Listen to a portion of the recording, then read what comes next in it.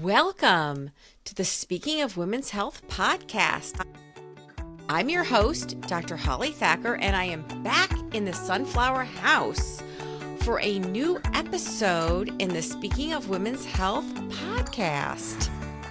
And on this new episode, I'm going to talk about red light therapy. Dr. Sobia Khan, who completed our Specialized Women's Health Fellowship over a decade ago and then went on to get extra educational training and certified in functional medicine, who was also on our podcast in season 1, wrote a very interesting column on a hot, not exactly pun intended, great column about red light therapy on speakingofwomenshealth.com. And she is a women's health functional medicine practitioner, and she does offer consultations in functional medicine, including virtual appointments. Now, maybe you've heard of red light therapy, maybe you haven't. And it seems to be really quite the rage. It's at spas and workout facilities. I recently found out that one of my coworkers spent a lot of money getting a red light therapy blanket. Certainly, we've used light therapy for a while to regrow hair. It was first approved for male patterned hair thinning and later got approved for female patterned hair thinning, which is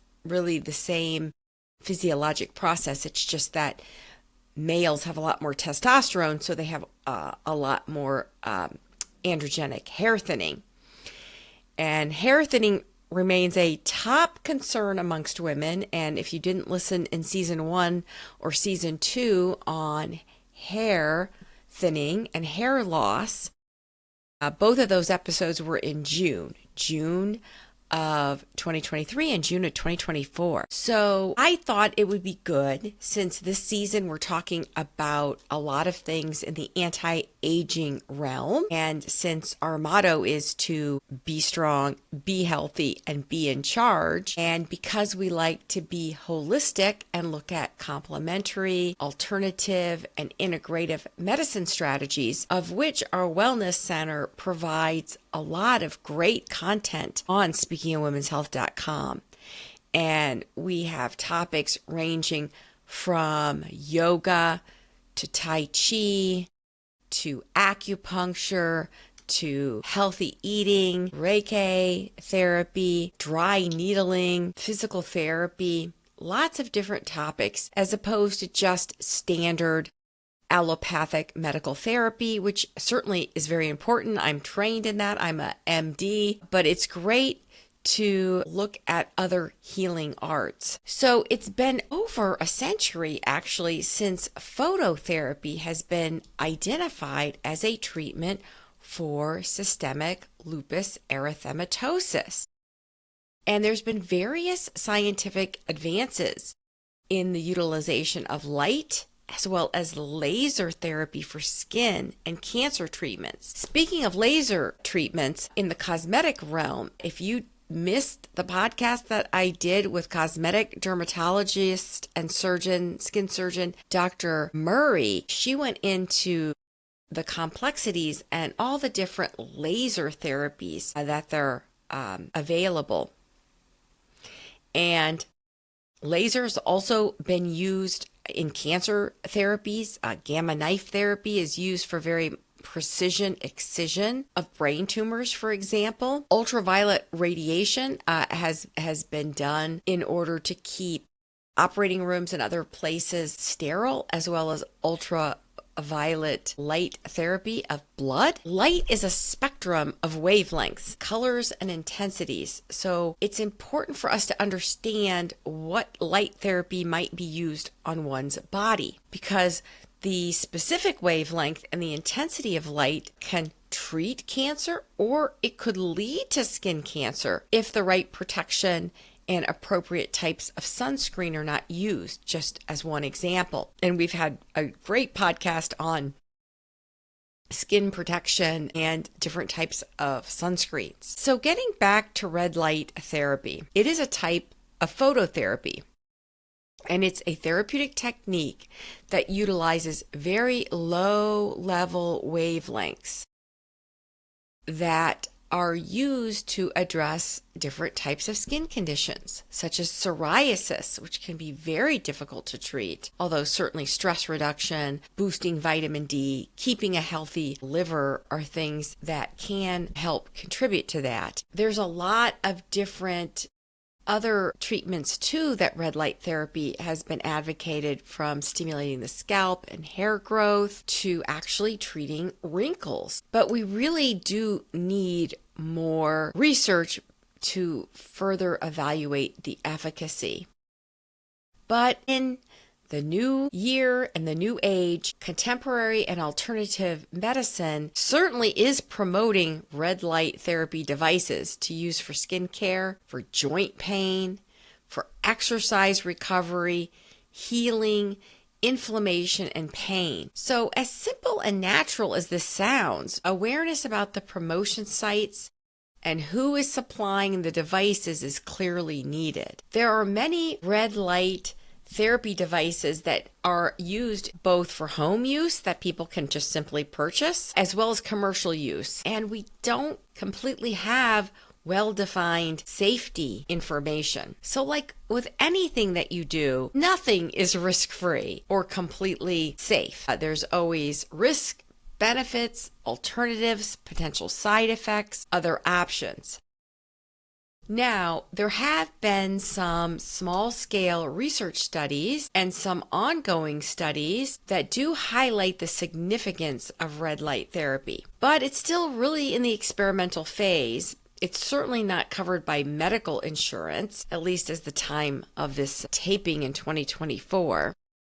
And we can't medically say how many treatments that you need or how much exposure is needed for what skin condition or what joint condition. Because our cartilage does not have direct blood flow and we cannot regenerate our cartilage, and tendons take a long time to heal, and so do muscles and the surrounding soft tissue of the joints.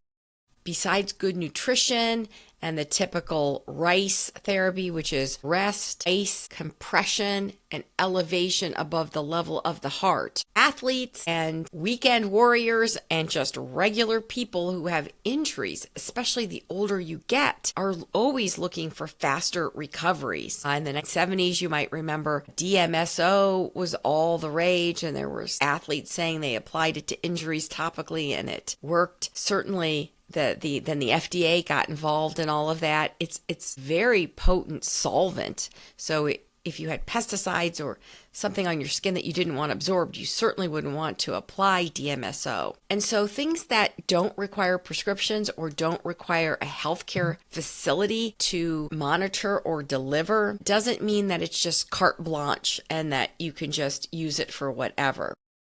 And certainly pregnant women, children, frail people, elderly people, just like with medications or supplements, you have to even take a higher level of care when recommending something that's not incredibly well studied. So the way it's thought that red light therapy works is that there's a specific wavelength and penetration ability that stimulates the energy producing units of our cells called mitochondria, to improve the healing and the synthesis and the rejuvenation of collagen in the skin. And red light therapy appears to improve inflammation and allows the growth of fibroblast and protein synthesis. Certainly, I've tried red light therapy on my shoulder. I also went for other alternative therapies for acupuncture, which we've got a lot of information and a podcast coming up on acupuncture for various musculoskeletal and other conditions. So I think anytime there's common problems that aren't life-threatening necessarily, but are nagging or irritating, people are always looking for self-help and new options. So it's thought that red light therapy may help improve skin health through collagen production, which gives our skin that strength and elasticity. Now, in the menopause field, I certainly prescribe hormone therapy, which does improve collagen and skin and hair, even though it's not officially FDA approved for that. Years ago, beauty makers would put estrogen in creams that people would rub on their face. And I have women ask me, oh, can I get estrogen to rub on my face? And you really need it inside of your bloodstream for your whole body. And certainly many times you can tell the difference in appearance in someone who has had premature menopause without benefit of hormone therapy, where they have lost a lot of collagen. And there's been interesting research studies done in advanced age, both males and females, putting an estrogen patch or a dummy patch and then doing skin biopsies to look at the collagen. But of course, hormone therapy has potential side effects, risk. It's a prescription medicine. It can stimulate the uterus.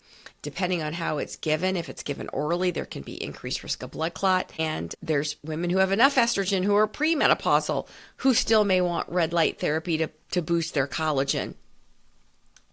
And it's thought that the wavelength might stimulate fibroblast production, which is what is the part in the body that actually makes collagen.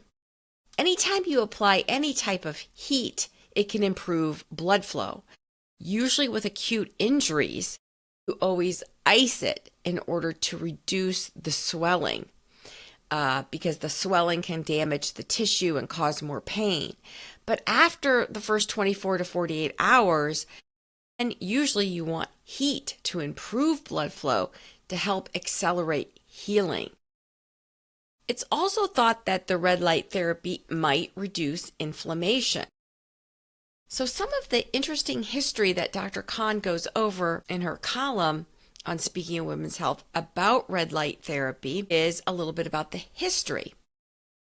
So apparently red light therapy was first used by NASA to grow plants and for healing astronauts' wounds on their hands. And so that's what caught on to the general public wanting red light therapy to help with skin healing and skin rejuvenation. And obviously with aging, healing is slower. With poor nutrition, particularly not enough protein, not enough zinc, not enough vitamin C. And a lot of women will ask me, oh, should I put a lot of vitamin C on my skin to boost collagen? So I ask them, what's your diet? Are you ingesting foods rich in vitamin C? Now, some people do need extra vitamin C if they're under oxidative stress, like with infection or sepsis. It seems like liposomal vitamin C is absorbed the best. Now, too much vitamin C can increase the risk of kidney stones. And if you haven't listened to our kidney stone podcast, that's a good one to go and listen to. So really, what's inside your body and what you're ingesting generally is very, very important. And if you're getting exposed to lots of pollution, which includes cigarette smoke directly or indirectly. And we have lots of information on smoking cessation. And if you have not given up smoking as part of your New Year's resolution, we have information that can help you. Now, there was an NIH-funded trial specifically looking at this topic about helping skin rejuvenation and increasing collagen. And this study concluded that broadband polychromatic photomodulation, PBM also, by the way, stands for pharmacy benefit managers, which control the market on medications. If you're interested in cost of medications, I have a great column written by our terrific nurses on reducing the cost of medicines. And we talk about PBMs and why that's increased the cost of old cheap medicines like estrogen, like insulin. But anyway, getting back to this study on this PBM polychromatic photobiomodulation, which means different color wavelengths of light, biologically modulating the tissue. That did not appear to have any advantage over just plain red light spectrum light. However, other light sources that have not been used before PBM have been shown really to affect the skin rejuvenation and intradermal collagen increases when compared to controls. So, there's lots of different light sources and lots of different outcomes. And apparently they haven't really been shown compared to red light therapy to be more effective at all. So What, you might ask, has been shown to improve with red light therapy? There's some evidence that rosacea, which is a very common red inflammatory condition of the skin, it can look like acne, it can affect the eyelids, it can affect the dryness level in the eyes, it can cause rhinophyma, enlargement of the nose, it can cause painful cyst. We actually have a whole podcast on rosacea. So if you suffer from this condition or know someone who does, you can read our column or listen to that podcast. And I have an updated podcast on dry eyes. We have a second one, and there's a new eye drop that treats the Demodex mite, which we think has pathology in causing rosacea. And certainly there's laser treatments for rosacea, but red light therapy is something that if you're going for laser therapy specifically to treat rosacea or skin conditions, you have to see an experienced dermatologist. And that's one thing that we got into a little bit on the podcast with Dr. Murray, the cosmetic dermatologist laser expert, is there are places like spas and physicians that aren't necessarily trained specifically in the use of lasers that are offering this kind of cash pay service. So you really have to beware. And I think that's part of the reason why red light therapy in gyms and spas and just for home use has become so popular, because people don't have to seek out necessarily an expert. It's been used for psoriasis, for acne, eczema, scars. It can reduce inflammation or edema.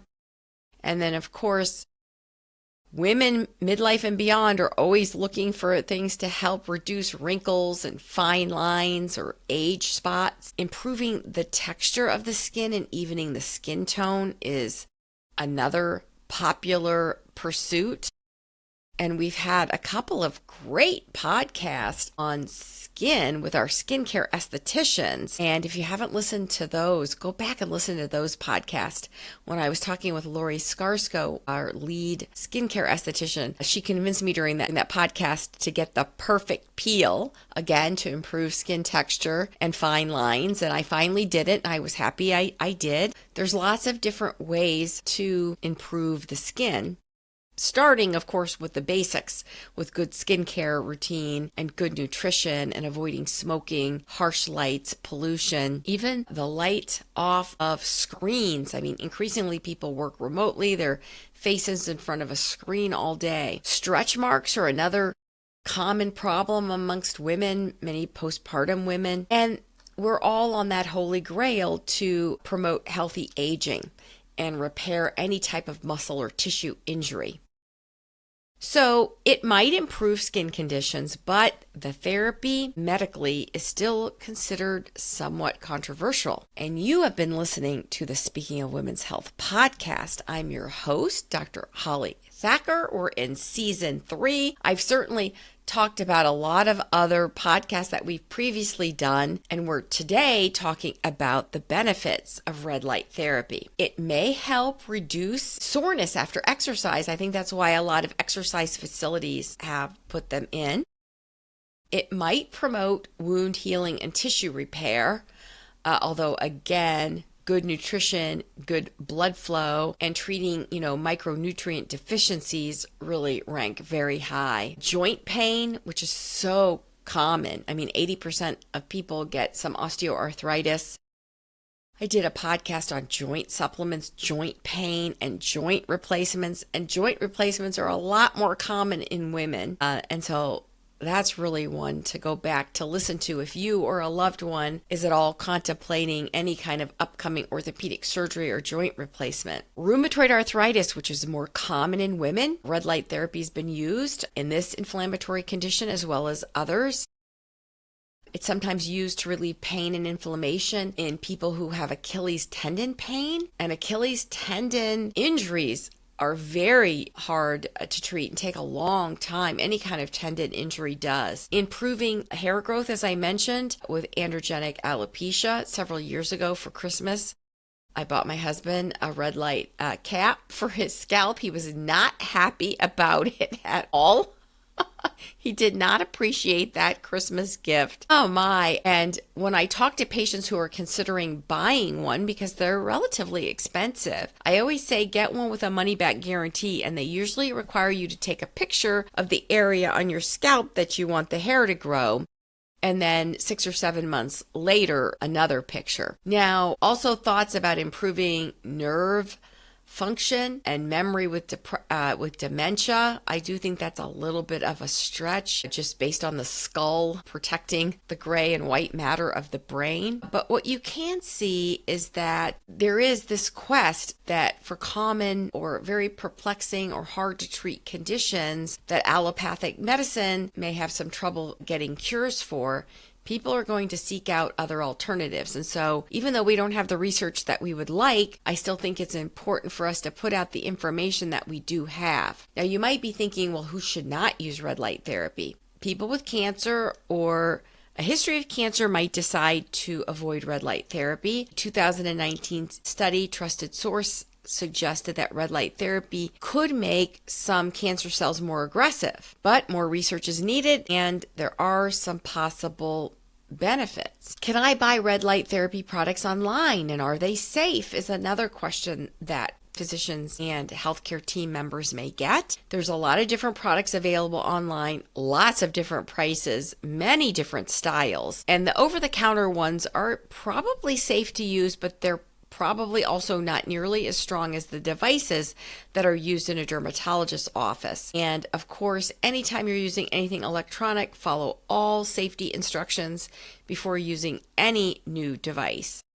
And always be cautious of what you're buying. And if you're going to a beauty spa, do your research on the spa and also the person handling the red light therapy. And medically, I would not that this is medical advice, this is just information to empower you to be strong and be healthy and be in charge. But when I'm talking to my patients, I tell them taking shortcuts to save money, like leaving the country to get plastic surgery on the cheap in Mexico, or going to some practitioner who's not trained as a trained dermatologist using laser or injecting fillers and Botox, it does not seem to be like a wise decision just to save some money when you might be in the hands of someone who is not nearly as skilled. And we do have information on our website on things really gone bad. And certainly on the internet, you can find a lot of examples. So if you've got any chronic medical conditions you're not sure, talk to your healthcare team about your individual situation before starting any kind of new treatment. And that includes supplements. That may also include something as simple as, say, an inversion table to lengthen out your spine, your neck, and your back. If your abdominal muscles aren't strong enough, you could be stuck there and not able to actually get back up from that inverted position. So a lot of devices that are promoted to help chronic problems, you have to look at them as critically as you would any biological agent, injection, medication, anything that you expect to potentially have a biological effect. So a word of caution, for skin conditions, definitely work and talk with your dermatologist. Have a skin exam before any kind of light therapy is applied so that you know all the different treatment options. Most studies so far on red light therapy show that there's some potential for improving certain conditions. But as we have mentioned and emphasized, it is nice to have more evidence and more research. And also, excessive use of it can lead to skin damage. And it's not known through randomized controlled trials what intensity or length of exposure is best for healing different skin conditions versus joint aches and pains, which are deeper. And there has been reports of burns and lesions and even blistering, which can lead to infection, as well as the potential for eye damage. So more research is needed. And again, we want to have you consult your physician before starting therapy. And for any condition that might be nagging you, whether it's hair thinning, whether it's rosacea, whether it's acne, whether it's joint pain, whether it's I'd like to lose some weight, sleep, like what wavelengths should you be exposed to during the day, generally speaking, Earlier in the day, bright natural sunlight is best for helping to reset your circadian rhythm. And sleep is the foundation for healing. When you're asleep, that's when your body is regenerating and your brain is refreshing. So optimizing your sleep and nutrition should generally be first on your list of things to do when you're dealing with something that is bothering you, or whether you're just on that holy grail of anti-aging. But beware of anything that sounds too good to be true is usually, I think that's kind of a good rule of thumb. And as more information comes in, we will post it on our website or social media. If you don't follow us on social media, we're on all the different channels, all the different apps called Speaking of Women's Health. And so thank you for listening to the Speaking of Women's Health podcast. Don't miss any future episodes. Subscribe or follow wherever you listen to podcasts on Apple, iTunes, Spotify, TuneIn. And if you've enjoyed this episode and you want to help support us, please give us a 5-star rating. And you can go on the website and hit donate, because we are a nonprofit and we look forward to seeing you next time in the Sunflower House. Remember, be strong, be healthy, and be in charge.